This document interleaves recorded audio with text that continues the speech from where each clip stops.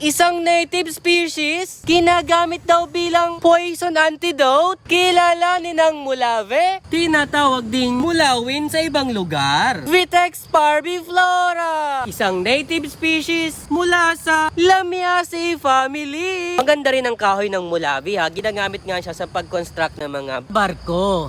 Yung pinagbabara ng kanyang stem ay iniinom bilang gamiting poison antidote. Good for poison dahil it induces vomiting daw. Ano pang ibang gamit niya? Yung pinagbabaran din o pinagpakuluan ng twigs niya ay iniinom para sa sakit ng ulo at hypertension.